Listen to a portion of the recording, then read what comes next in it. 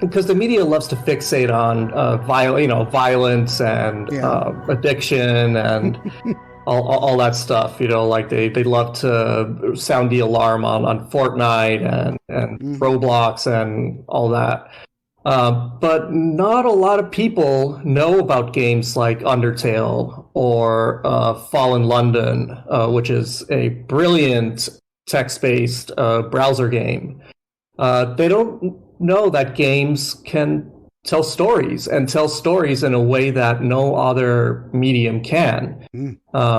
In fact, even with my wife, it was she was under the impression that video games were all like first person shooters and this was really kind of like yeah, you play those or whatever. So, but it's been a long process, but she's finally come around to accepting that. All right, no, like these are really potentially wonderful storytelling vehicles. And being an English teacher, she certainly appreciates that.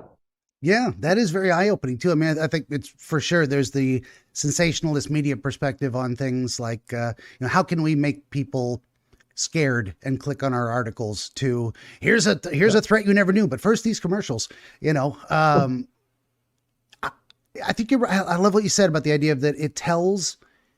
Okay, let me back this up. I got like 6 ideas at once. The idea that games are an art form. I mean, that just at the bottom line is Yes. media. And when people think of media, they think what like television? Like, yes, that's one form. But media, it goes back, okay, so history lesson one, I think Greek root or Latin, I can't remember. Media is the root of the word mediate, or the median strip in the highway. It's what goes between. So it's conveying one thing to another. It's what comes between, certainly in the speaking of an idea. So we go way to the base of it. And the crafting of even old school chess tables 500 years ago, that was an art to make that thing and to make the pieces and to design a game that can be played. This brings to mind someone obsessed with games. I don't know if you ever read any of his books, an author by the name of Piers Anthony. I don't think so. Fair enough. Yeah. Well, so he's one of them, literally he's like 90 years old. He's still writing like 5 books a year. This guy's insane. One of the most prolific writers in the history of writing. Started writing in the 1960s, still going strong today. A lot of his stories contain references to games, and that's part of a competition drama dynamic in a lot of this game, especially the what was called the Robot Adept or Apprentice Adept series. Like these people lived on an entire gaming planet where the games decided how well you competed, decided whether you were raised to citizen status and had a certain amount of power over the world. I thought that was genius. And it just, the entire series is about competing in these games and the different strategies that work.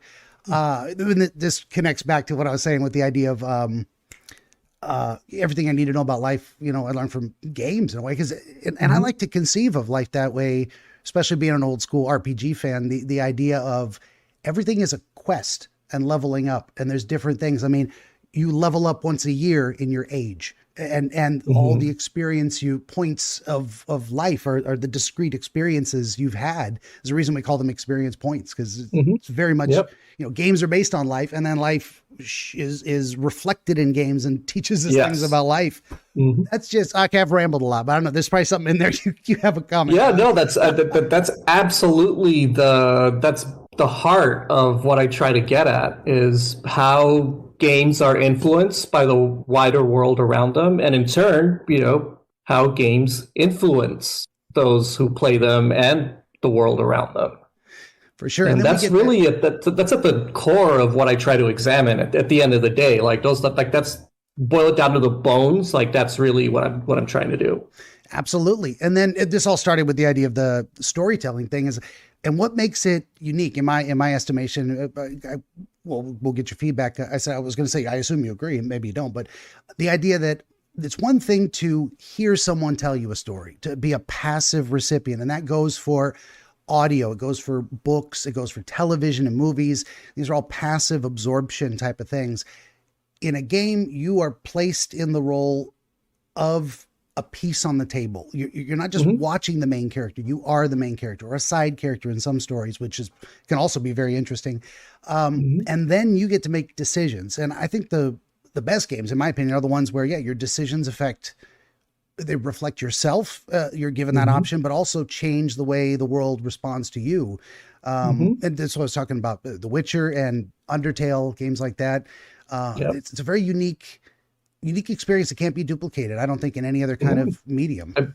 Absolutely not. Games that's the kind of their ace in the hole, is the interactive element, right? The fact that players have agency in the story, that is revolutionary on so many different levels. Thanks to our little friends in our heads called mirror neurons, we experience stories generally as if we were there, but when you're actually engaging and interacting and giving and receiving feedback within the story, then the effect is multiplied to the nth degree. It is very powerful.